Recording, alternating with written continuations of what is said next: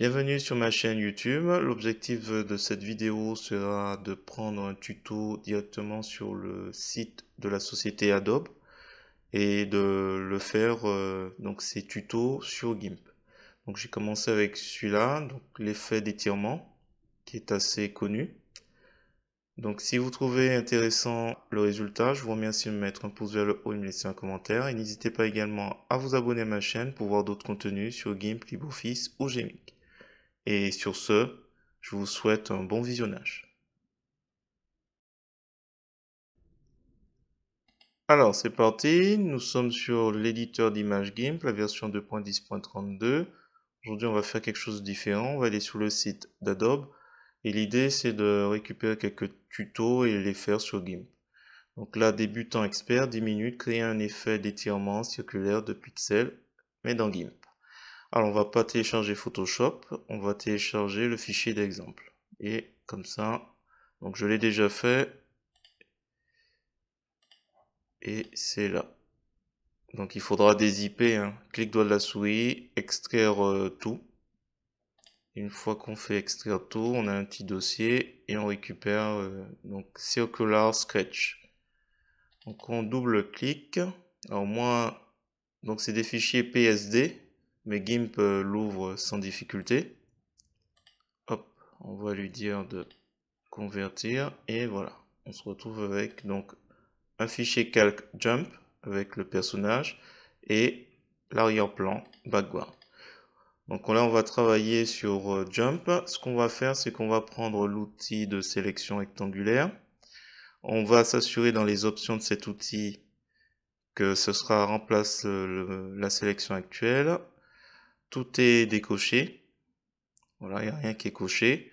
Et là, on va s'approcher, on va faire CTRL molette de la souris et on va tracer un petit rectangle. On va essayer de viser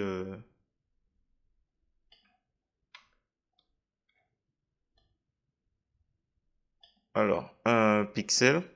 Alors vous allez aller toujours dans les options de l'outil rectangulaire, un pixel. Alors, je vais juste le mettre, limité à 2 et je clique ici.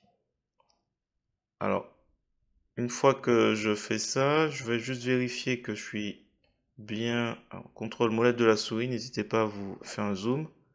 On va agrandir, on va essayer de prendre un maximum d'éléments. Et je vais ici.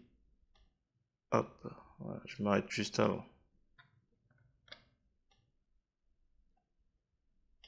Voilà, j'ai tout. Donc, on a une sélection rectangulaire.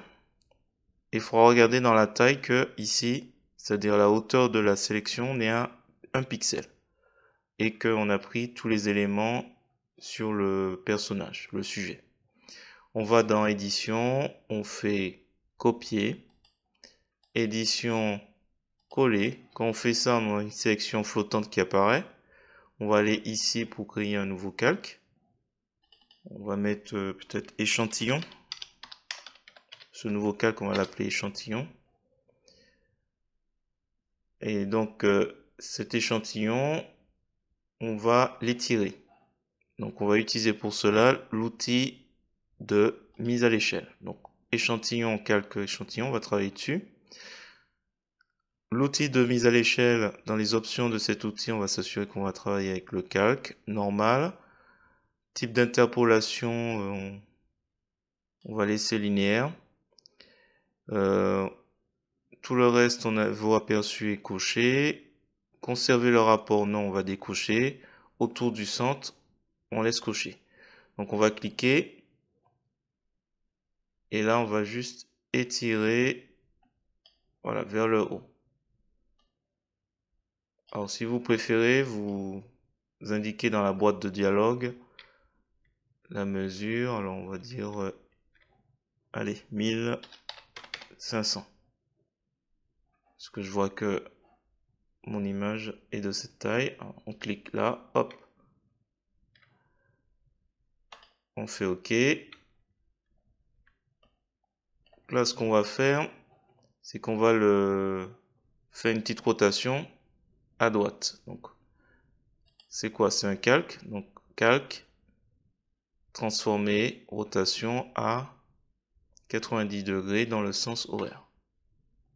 Voilà. Je vais juste replacer. Alors, je vais juste replacer, hop, comme ça. Donc, vous pouvez utiliser l'outil d'alignement. Vous cliquez sur échantillon. Il y aura des petits carrés blancs qui apparaissent. Dans les options de cet outil, vous assurez que c'est relatif à l'image et on va juste le plaquer sur le bord gauche. Voilà. Une fois que c'est fait, clic droit de la souris, calque aux dimensions de l'image. Et ensuite, on va dans Filtre, Distorsion, Coordonnées, Polaires. Voilà, on se retrouve avec cet élément. Alors, on va valider. Une fois que c'est fait, je vais mettre échantillon juste en dessous de Jump. Donc, je vais utiliser descendre en dessous. Et on va dupliquer échantillon. Qu'il soit un petit peu plus présent. Voilà, et je vais le fusionner vers le bas. Pour revenir à échantillon. Là, on a une petite marque là, on peut le masquer. Alors, on peut prendre l'outil de rotation. Dans les options de cet outil, on est sur calque, normal, type d'interpolation, on peut laisser sur cubique et aperçu. Donc, je clique, je vais juste faire une petite rotation ici. Je sais que ces éléments entre son pied et son bras sont pas pris en compte, donc c'est pas bien grave. Je fais rotation. Je vais juste m'assurer que la limite de mon cercle, il s'arrête au niveau, hop, je vais descendre, de la chaussure, comme ça. Et je fais valider. Alors là, on a une bordure du calque qui est beaucoup trop grande. J'aurais pu faire avant. Clic droit de la souris, calque aux dimensions de l'image. Voilà. Alors, on va prendre l'outil pinceau. On va prendre la couleur dans les options de cet outil, une brosse d'unité de 100. La couleur noire doit être la couleur de premier plan. Et ensuite, on va ajouter un masque de calque. Donc, clic droit de la souris sur échantillon, ajouter un masque de calque, blanc opacité complète, ajouter. Je vais simplement passer ici, parce que par défaut, normalement, comment on appelle ça, le masque de calque est déjà sélectionné, donc il n'y a pas de souci. Dès qu'on crée le masque de calque, on n'a pas à se soucier, on a simplement à passer ensuite le pinceau. Et donc là, voilà. Alors, je fais un petit gros plan pour voir si j'ai rien oublié. Voilà.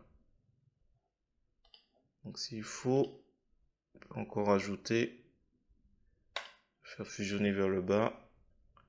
Et on peut s'arrêter là. Donc là, on peut comparer.